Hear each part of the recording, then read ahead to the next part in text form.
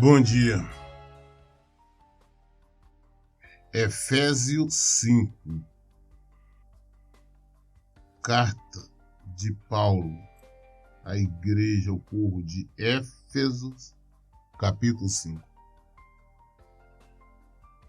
Portanto, sedes imitadores de Deus como filhos amados, e andai em amor como Cristo, que também nos amou e se entregou por nós a Deus como oferta e sacrifício, como aroma suave. Se somos filhos de Deus, como nós gostamos de afirmar, a maioria fala, não, sou filho de Deus. Se nós somos filhos de Deus, nós temos que imitá-lo. Existe um dito que diz, um dito popular, que filho de peixes, peixinho é. Se nós falamos que somos filhos de Deus, mas andamos de maneira contrária ao que ele anda, ao que ele vive, nós vivemos na injustiça, nas traições, nas mentiras, nós não somos filhos de Deus. Nós temos que imitar. Então é que Paulo está falando, seja imitador de Deus como filhos amados, sejam filhos de Deus, imite ao Pai. Nós temos que imitar ele em tudo, inclusive em poder. Jesus disse, olha, vocês devem operar sinais, maravilhas, milagres, ter mais do que eu. Ter maiores do que o que eu faço. Porque eu vou para o Pai. Então nós temos que imitar o Senhor em tudo. Não somente as pessoas gostam muito de falar, não, hoje eu fico analisando, as pessoas entendem que ser cristão é só porque viver em oração. Aí eu oro muito, eu oro não sei quantas vezes o dia, eu oro por isso, eu oro por aquilo, mas e daí, o seu comportamento é cristão? Você vive como uma cristã, como um cristão? Então é aí que nós temos que analisar. Nós temos que ser imitadores de Deus como filhos amados. E andar em amor como Cristo, que também nos amou e se entregou por nós a Deus como oferta e sacrifício, como aroma suave. Olha o amor de Cristo. Nós, pecadores, todos nós, um bando de pecadores, mas Cristo se entregou por nós. Ele morreu por nós. Foi por nós que ele morreu. Então, da mesma forma que ele se entregou por nós, nós não podemos medir sacrifícios para ajudar, para socorrer o próximo. Eu vejo pessoas que falam que são cristãs, falam em caridade, mas só pensam em ajudar o próximo aquilo que eles têm sobrando, aquilo que eles não usam mais. Tem pessoas que dizem que é crente. Não, mas eu tenho uma geladeira lá em casa que eu não uso mais, ela está sem motor. Eu vou dar para alguém. Não, se ela não serve para você, joga essa porcaria fora. Você não tem que, para dar alguma coisa, ajudar alguma pessoa, você tem que dar aquilo que tem uso, que é validade. Não, tem uma roupa rasgada, eu vou dar para... Não. Concordo, você der roupa que você não usa mais, porque está apertada, porque você engordou ou emagreceu, alguma coisa assim, mas roupas boas. Nós temos que dar aquilo que serve, aquilo que tem uso. Não é dar aquilo que para nós não serve. Se não serve para mim, por que vai servir para o meu semelhante? Não, porque o meu semelhante é mais pobre do que eu. Quem disse isso? Será que nós medimos? Será que Deus nos mede também pelo que nós vimos? Assim como Cristo nos amou, entregou a própria vida, nós devemos amar o próximo. Não, pastor, na minha casa eu como bife, eu como carne boa todos os dias. A pessoa vem pedir ajuda, você dá Ah, não, tem um resto de uma coisa velha, resto de comida, resto... Não. Amar o próximo, assim como Cristo nos amou. E principalmente, nós pregarmos o evangelho, apontar o erro, apontar o pecado das pessoas. Olha, tem que abandonar. Por quê? Porque nós a amamos, nós queremos que ela seja salva. Não é concordar, não é ser tolerante com o pecado, não. Nós temos que ser filhos de Deus. Deus nos cobra. Deus exige que nós abandonemos o pecado. Então, da mesma maneira, nós devemos exigir das pessoas. Nós somos filhos amados de Deus. Como é que nós somos filhos de Deus? Somos filhos amados, que amamos o próximo como Cristo amou. Mas as pessoas estão no erro, estão no pecado, você fica, não, depois Deus vai curar, vai libertar. Não, nós estamos falando, escuta, abandona o erro. Abandona o pecado. Jesus pregava, quando encontrava com Deus, falava, escuta, vá e não peques mais. Nós temos que abandonar o erro, nós temos que abandonar o pecado. E por esse motivo, nós temos que ensinar essas pessoas. Isso é demonstrar amor.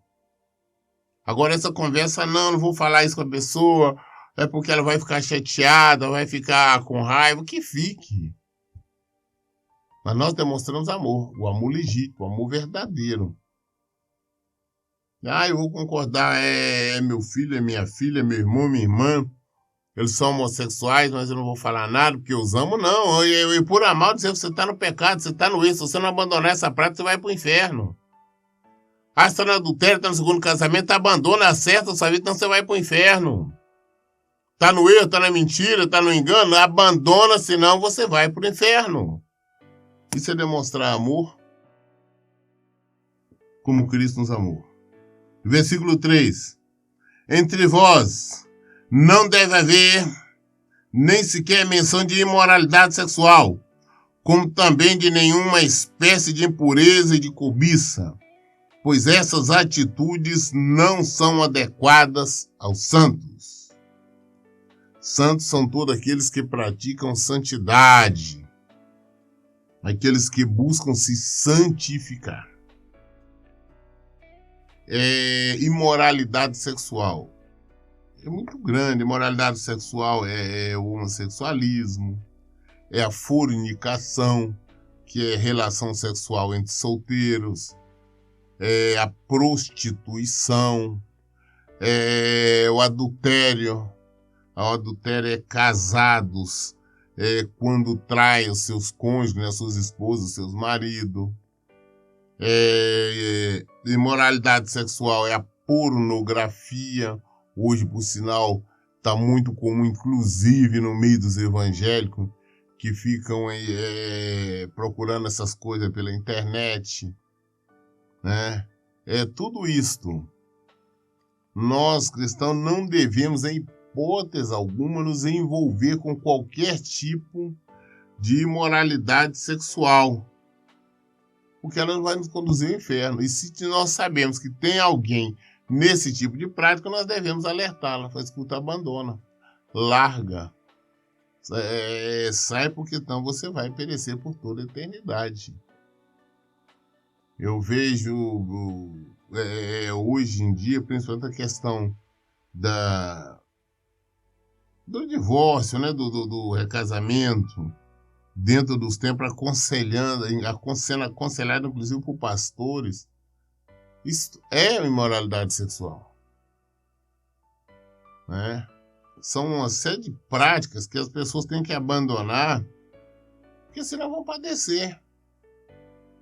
Agora, se nós amamos essas pessoas, nós temos que alertá-la. Mas ela não quer deixar. Bom, é uma outra coisa. Nós não podemos obrigá-la, mas a nossa função é alertar. Falando, se ela abandonar, bem. Se não abandonar, agora a nossa função nós fizemos. Mas jamais concordar. Jamais aceitar. Então, nós não podemos envolver com nenhum tipo de imoralidade sexual. De cobiça. Às vezes o ser humano hoje cobiça muita coisa, deseja muita coisa, quer muita coisa, e os crentes ainda acham que Deus é que vai dar. Isso porque não falta templos, denominações, igrejas aí, que pregam isso. Esses tempos que ficam pregando só vitória, vitória, vitória, que dão a entender que os cristãos têm que reinar aqui. Não devemos cobiçar, não, eu cobiço isso, aquilo. Não, vamos afastar isso, que é pecado. É pecado. São atitudes que não são corretas, que aquele que vive no Senhor, aquele que procura praticar santidade, não deve, em hipótese nenhuma, praticar ou concordar. Essas atitudes não são adequadas aos santos, ou seja, aqueles que buscam santidade. Versículo 4. Não haja obscenidades, nem conversa tolas, nem gracejos imorais, que são inconvenientes, mas ao invés disso, portai-vos com ações de graça. Porquanto podeis estar bem certo disto, nenhum imoral, ou impuro, ou ganancioso, que é idólatra, tem herança no reino de Cristo e de Deus. Nenhum desses, nunca envolve com imoralidade sexual, e também que é os idólatras, aquele que idolatra o dinheiro, idolatra bens materiais, idolatra qualquer coisa. Esses não têm herança no reino de Cristo e de Deus. Todos são envolvidos com qualquer ato, ações sexuais. Não importa qual a natureza, não tem salvação. E da mesma maneira também todos que estão envolvidos em avarenta. Tem pessoas que são avarentos mesmo. Né? O avarento, a avareza, a idolatria. A pessoa começa a idolatrar. Tem pessoas que idolatram o carro, a casa. Ah, não, trabalhei anos, minha casa é assim, assado. Eu trabalhei 6 anos para ter, aquilo ali é tudo para eles. Tá errando, tá pecando. Outros idolatram pessoas, têm ídolos, uma série de coisas. E eu vejo uma coisa estranha que eu não concordo. Eu acho, a maioria hoje acha que é o contrário, não tem nada a ver. Mas eu vejo crentes sendo idólatra, adorando jogador de futebol, adorando time de futebol. Tem crentes, eu vejo várias situações, inclusive na hora do culto, dentro do templo, tá ali com um fonezinho no ouvido ali para ouvir jogo. De vez de estar assistindo o culto, tá ouvindo o jogo. Já houve casos da pessoa esquecer que tá no culto, na hora ali do gol, dá o grito. Né? Então, nós temos que entender que isso é idolatria. Nós vemos desespero das pessoas por causa de um time de futebol, por causa de um jogador. Pessoas que idolatram cantores ou outros idólatras pastores. Não podemos idolatrar nada, só idolatramos a Deus, o nosso Senhor Jesus Cristo. Ele que é o nosso ídolo. Fora disso, ninguém mais. E nem pessoas, nem objetos. Eu tenho um X lá no banco lá. Esse meu dinheiro é porque eu vou ficar velho, é para minha aposentadoria, para me desfrutar disso, desfrutar daquilo. E, não, eu tenho uma casa, um terreno, uma fazenda, sei lá o que, é uma loucura. Nós não levamos nada daqui. Nada. Então, por que idolatrar? Se nós sabemos que é contrário à palavra do Senhor. Temos que aprender a amar, desejar, nos aproximar cada vez mais do Senhor. Não de coisas, não de objetos, não de pessoas. Mas é porque eu vou buscar isso, porque eu preciso, Deus vai me dar isso. É mentira, essas conversas fiadas que alguns pastores espertalhões ensinam, mas são contrárias à palavra de Deus. Versículo 6. Ninguém vos engane com palavras destituídas de sabedoria, Porque é justamente devido a este comportamento que a ira de Deus vem sobre os filhos da desobediência. Portanto, não sejais participante com eles. As pessoas hoje se deixam, Paulo nos alerta para não deixar enganar, mas hoje as pessoas se deixam enganar e buscam o engano. Porque elas estão buscando pregadores, pastores, templos, né? Denominações que pregam prosperidade, né? Que pregam vitórias, que pregam bênção e mais bênção. Sendo que deveriam buscar aqueles que pregam o evangelho, aqueles que falam sobre arrependimento, sobre santificação, sobre salvação. É isso que temos que buscar. Então, eu vejo os enganos e mais enganos de supostos pastores usando as pessoas. E as pessoas são como cordeiros bobos ali, porque eles pregam isso, que Deus vai dar, Deus vai multiplicar, Deus vai fazer isso, aquilo, chamando-os para campanhas milionárias. Tem igreja lá em São Paulo, lá que anda fazendo pedido de oferta, desafios de R$1.000. Sabe que Deus vai fazer isso, Deus vai multiplicar, e as pessoas estão indo levar. Mas as pessoas querem isso. Quando você fala a verdade, mostra a verdade, fala, olha, o Senhor não tem compromisso com isso, me mostra aqui onde tem compromisso. Ah, não, mas é assim, vai buscar um versículo aleatório, tira lá do contexto, lá no Antigo Testamento, esquecendo que nós vivemos em Jesus, nós vivemos na graça, nós vivemos no Evangelho, nós vivemos na nova aliança feita no sangue de Jesus, nós vivemos no Novo Testamento. Então não podemos deixar de enganar por esses pregadores. Apesar que a Bíblia diria que as pessoas iriam buscar pregadores de acordo com a vontade deles. É isso que nós vemos. E nós vemos esses pregadores, esses falsos pregadores, seus templos cheios, uma quantidade enorme de pessoas seguindo, os adorando. E tudo é contrário à palavra de Deus. É necessário que as pessoas voltem para o Evangelho, voltem para Jesus, venham ler, venham conhecer. E que Paulo, no versículo 7, ele fala que não seja participante com eles. As pessoas estão fazendo, mas porque meu pai, minha mãe, meu tio vai, deixa eles, se eles não querem abandonar, tá, mas você não pode estar nesse pecado. Meus amigos, tem anos que eu estou lá, não, mas hoje você conhece a verdade.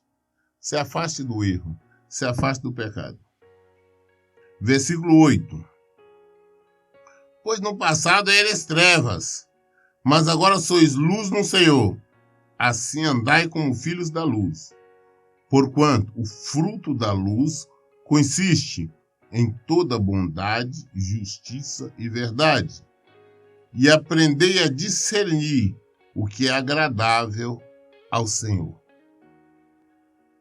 No passado, nós não tínhamos conhecimento. No passado, nós não sabíamos o que era certo e o que era errado. No passado, nós cometíamos uma série de pecados. No passado, nós até permitíamos, nós éramos enganados pelos falsos pastores, falsos profetas, falsos apóstolos, os anticristos. Nós éramos até enganados por eles, porque nós não conhecíamos a verdade. Mas hoje, nós conhecemos. Ou seja, a luz do Senhor brilhou. Se a luz do Senhor brilhou, nós temos entendimento, nós temos sabedoria. E se nós entendermos de continuarmos no mesmo erro, no mesmo caminho, praticando as mesmas coisas, nós não vamos ter salvação. Nós não vamos ter salvação. No passado nós éramos trevas, mas agora nós somos luz do Senhor. Então vamos andar como filho da luz. Vamos andar como filho da luz. Vamos viver o Evangelho mesmo. Vamos praticar o Evangelho de Jesus Cristo. É preciso isso. Porquanto o fruto da luz consiste em toda bondade, justiça e verdade. O fruto da luz consiste em toda bondade. Nós falamos no início, justiça e verdade. Somos filhos de Deus, nós somos justos, porque Deus é justo. Nós falamos só a verdade, odiamos a mentira, não aceitamos a mentira, por quê? Porque Jesus é a verdade. Jesus, eu sou o caminho, a verdade e a vida. Ninguém vê o Pai se não for por mim. Então, se nós somos filhos de Deus, igual nós gostamos de afirmar, nós não falamos mentira, nós vivemos na verdade. A bondade nós praticamos, nós explicamos no início. A justiça nós temos que ser justo, porque Deus é justo. Aprender a discernir o que é agradável ao Senhor. Temos que entender, compreender o que é agradável, porque as pessoas acham que é só orar. Não, porque eu estou orando, eu vou à igreja, eu devolvo o dízimo, eu oferto, eu estou agradando a Deus. Mas eu tenho sempre lembrando vocês, lá de João 14, um capítulo muito interessante, como toda a Bíblia. Lá a partir do versículo 21 até o 23, ele fala exato, ele fala todo o capítulo, fala como é que nós devemos agradar o Senhor. Como é que nós podemos ser agradáveis ao Senhor? É praticando a palavra dele, é praticando as ordenanças dele, é não vivendo no pecado. Aquele que me ama, aquele que guarda os meus mandamentos. Tá, este eu virei, farei morada, manifestarei a ele. É a palavra do Senhor. Então nós temos que aprender a discernir o que é agradar ao Senhor. Aí eu agrado a Deus porque eu oro 10 vezes ao dia. Mas o resto do tempo você vive no pecado. E os seus pensamentos? O que você anda pensando? O que você anda olhando? O que você anda praticando? É contrário à palavra de Deus. Você não está agradando. Então aprenda a discernir.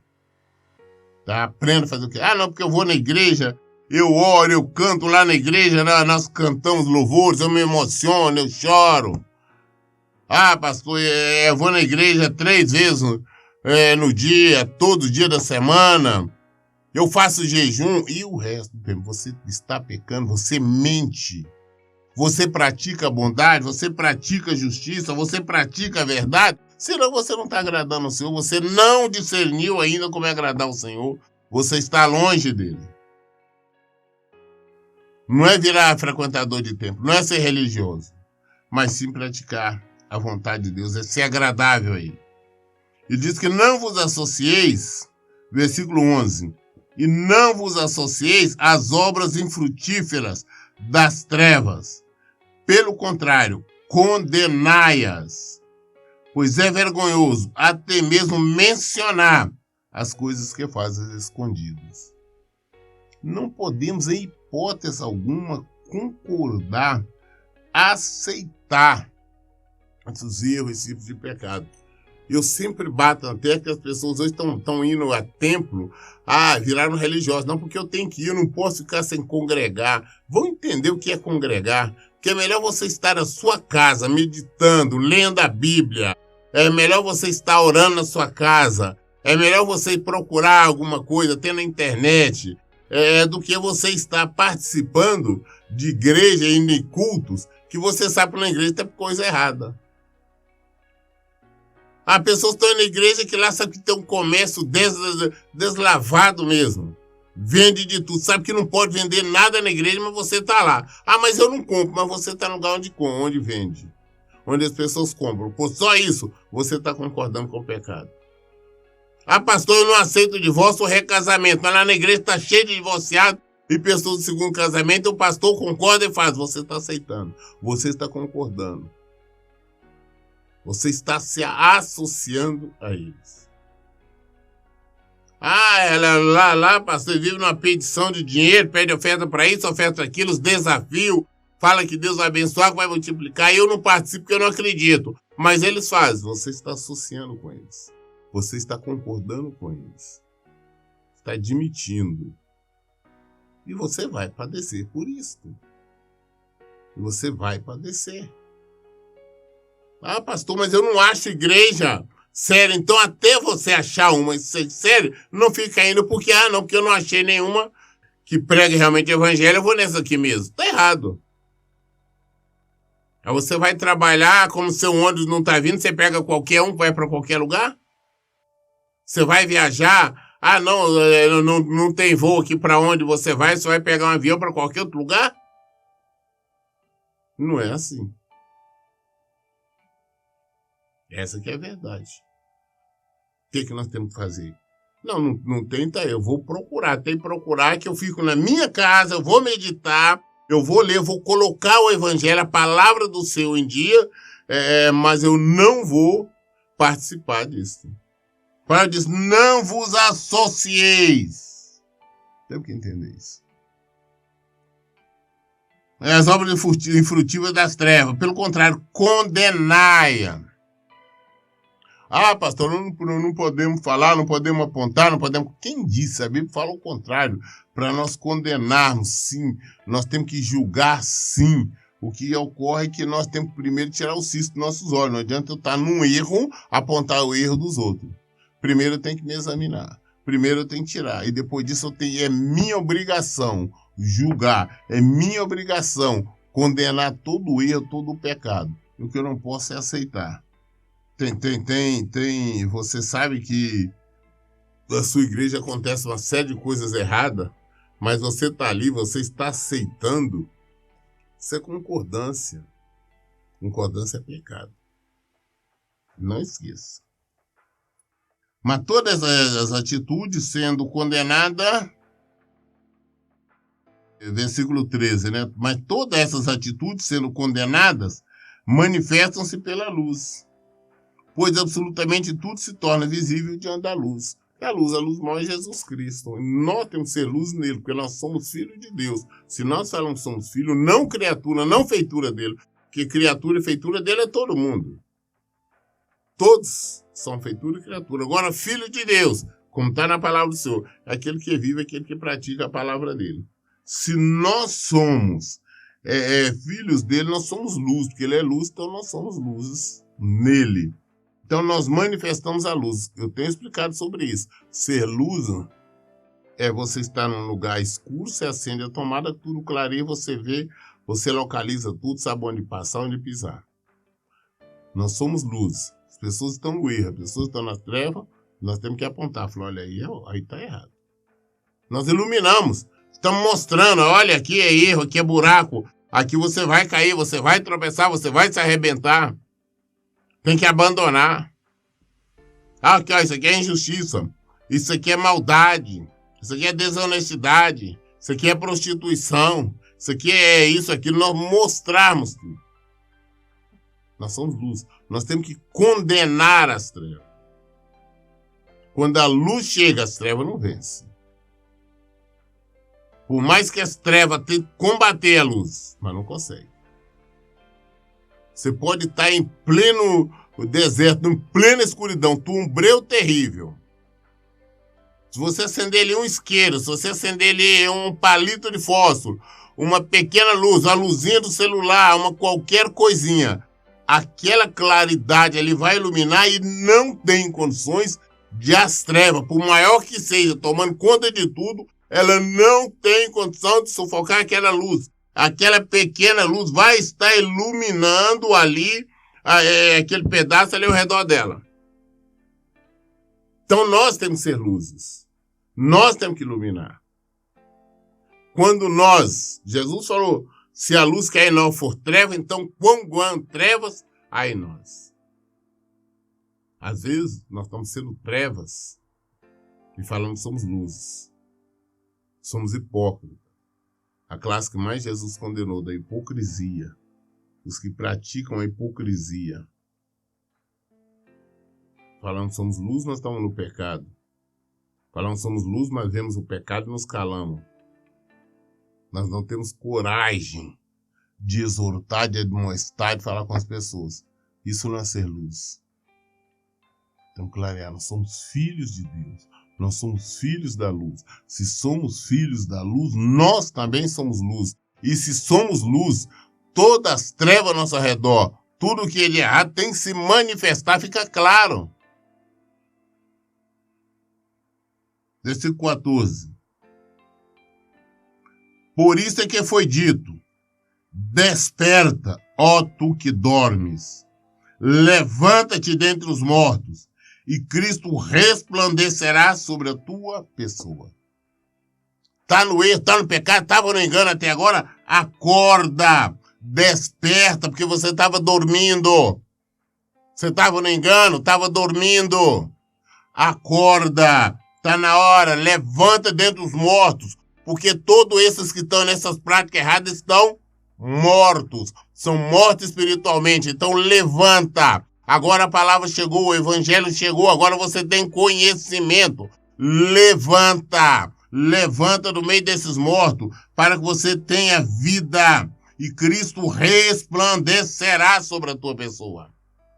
Cristo vai resplandecer, mas levanta. Sai de onde você está, sai desse erro, sai dessa congregação, sai dessa denominação, dessa igreja, sai do meio do pecado onde você estiver e procura o evangelho, procura viver o evangelho. Seja um seguidor, seja uma seguidora de Cristo, seja filhos, seja imitadores de Deus como filhos amados.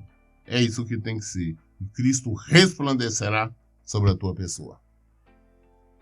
Nós lemos o livro de Efésios, capítulo 5, até o versículo 14.